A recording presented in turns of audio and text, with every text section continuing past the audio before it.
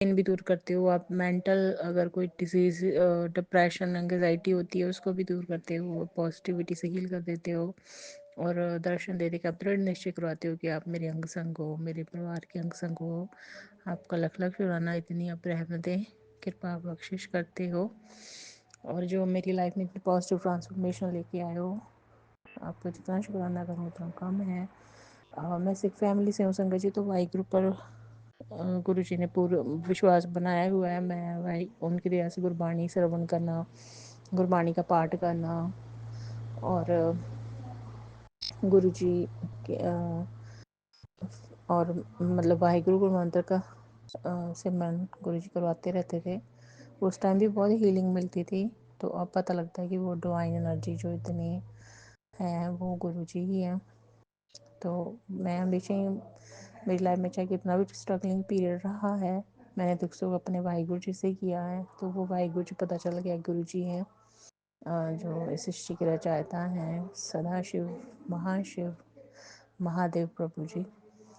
और वो ही एकम का ओमकार हैं। तो इस ज्ञान का जो प्रकाश आपने किया गुरु जी महाराज, आपका लख लख शुक्राना। आप इतना प्यार करते हो संगत जी, गुरु जी मुझे इतना प्यार करते हैं, इतना लाडते हैं दुलार, मतलब परेशान नहीं देख सकते, रोता हुआ नहीं देख सकते। एकदम से कह देते हैं जैसे चेहरे पे कोई परेशानी आ जाती है ना।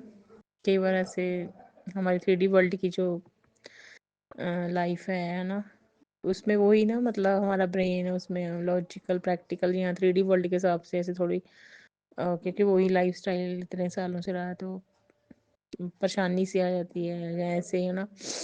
तो गुरु जी कहते थे कुड़िए, ये हमेशा ऐसे हुआ है, कुड़िए क्या हो गया, तू तो हंस मैं तुमसे बहुत मतलब नाराज हूँ, तुम तो हंसना ही भूल गई हो। ऐसे कई बार, कुड़िए की हो गया, इतना चेहरा क्यों मुरझाया हुआ है, तुम तो हंसना ही भूल गई तू तो। क्योंकि जितना भी हंसाया ना गुरु जी ने हंसाया मुझे। मैं पहले तो मतलब ऐसे रोती ही रहती थी, वाहिगुरु से दुख सुख करती थी ना। और एक ये भी गुरु जी ने ब्लेसिंग दिया कि स्ट्रगलिंग पीरियड में जैसे इतना डिफिकल्ट टाइम था तो वाहिगुरु से दुख सुख करना और फिर गुरु जी हील कर देते थे पॉजिटिविटी में, पॉजिटिव कर देते थे। तो फिर मैं वाहिगुरु वाहिगुरु जी पकाती थी किसी को भी ऐसे, वाहिगुरु जी हैं वाहिगुरु जी हैं ऐसे ना। वो भी गुरु जी ने ब्लेसिंग दी हुई है। तो अंतम अंतम शराना पता चल गया कि वो वाहिगुरु जी कौन, मेरे साथ गुरु जी हमेशा ही हैं। और मैंने ना हमेशा ही मेरे मुंह से निकला आया कि मैं अकेली नहीं हूँ, मेरे साथ वाहिगुरु हैं। अगर कोई मुझसे ना मुझे परेशान करता होता था, कोई भी ऐसे समझता था कि ये तो अकेली है। मतलब मेरा संगत जी बहुत टॉक्सिक मैरिज थी, अप्रॉक्सीमेट 8 ईयर की। तो उसके बाद वो ड्यूरिंग 8 ईयर क्योंकि हस्बैंड जो था वो NRI था तो कांटेक्ट में था ही नहीं, मतलब ऐसे पेरेंट्स के घर ही ज़्यादा रहती थी। तो ऐसे कई बार समझ ही लेते कि पता है इसके हस्बैंड ने लेकर तो जाना ही नहीं इसको, ऐसे ही रह रही है ना, कोई पूछता, इन लॉज वाले भी नहीं पूछते, ऐसे ही थी बस मैरिज। तो बहुत परेशानी का टाइम था। तो फिर भी वो मेरे अंदर से ना ऐसे कोई जैसे मुझे समझता था कि इसका तो मतलब हस्बैंड ने लेके भी नहीं जाना, इसके तो इन लॉज भी नहीं पूछते, ये अपने पेरेंट्स पर बैठी है। या कोई भी परेशान करता था तो मैं कहती थी, कोई भी वैसे भी मैं हमेशा कहती हूँ कि मुझे अकेला मत समझो, वाहिगुरु जी मेरे साथ हैं। हमेशा कहती थी, हमेशा ये मेरे मुंह से निकला है, मैं अकेली नहीं हूँ, मेरे वाहिगुरु मेरे साथ हैं। तो अब पता चल गया वो वाहिगुरु जी सच में मेरे साथ थे, हैं और हमेशा रहेंगे। और वो वाहिगुरु इस चीज़ के रचनहार सदाशिव महाशिव महादेव हैं जो अब पता चल गया वो हमारे सतगुरु, हमारे गुरु भवन के। उन्होंने मेरा हाथ थामा हुआ है कब से, बहुत जन्मों जन्मों से उनको पता है। तो गुरु जी आपका अनंतम अनंतम शुक्राना। तो अब गुरुपा ने जब से हाथ पकड़ा है तो मेरी लाइफ को बहुत पॉजिटिवली ट्रांसफॉर्म कर रहे हैं। इतना लाड प्यार दुलार मुझे, मतलब 3D वर्ल्ड में, सॉरी संगत जी मैं इमोशनल हो गई। वैसे गुरु जी कहते पिछला समय याद मत किया करो। ये हमारे कर्म होते हैं, ये हमारे लेसन भी होते हैं।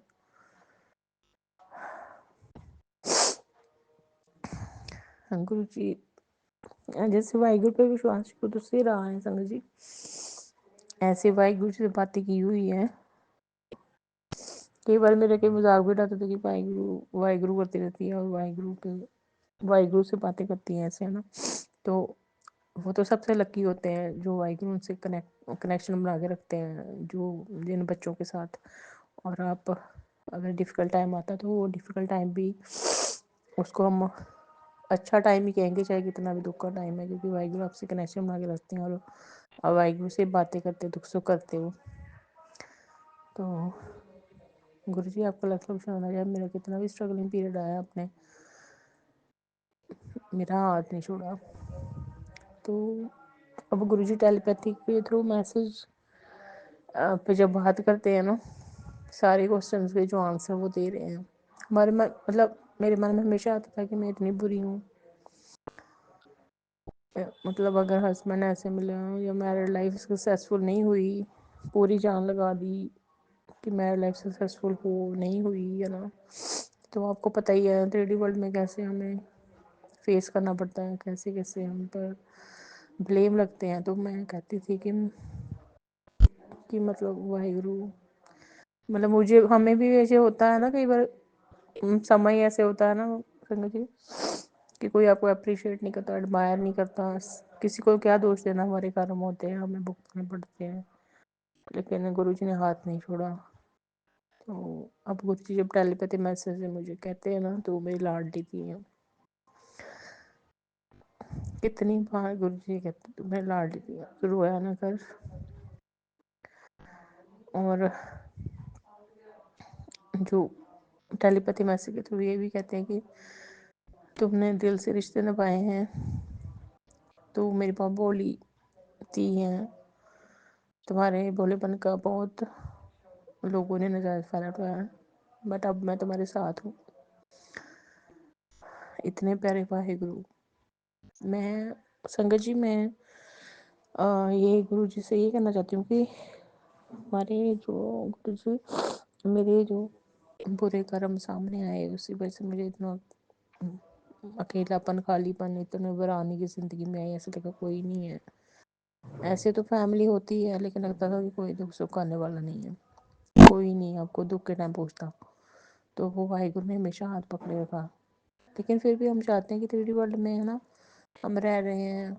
वाहिगुरु ने गुरु जी ने सृष्टि बनाई है ये, है ना, हम मदर अर्थ में रह रहे हैं। तो उन्होंने ये गृहस्थी जीवन भी बनाया है। और मतलब ऐसे होता है कि लाइफ पार्टनर और आप दुख सुख करने वाला कोई अच्छा लाइफ पार्टनर हो। तो मैं ये कहती थी मेरे कितने बुरे कर्म, मुझे कैसे लाइफ पार्टनर मिला, उसने मुझसे पूछा ही नहीं, मेरे इतने ईयर वेस्ट कर दिए, कोई कदर नहीं हुई। इतनी कोशिश की मैरिड लाइफ बचाने की और इतनी बुरी तरह से वो मैरिड लाइफ फेल हुई। और फिर मेरा अप्रॉक्सीमेट 5 ईयर कोर्ट केस चला, और इतना मतलब वो तो उससे भी ज़्यादा डिप्रेशन वाला टाइम था। आपको पता ही है कोर्ट केस कैसे।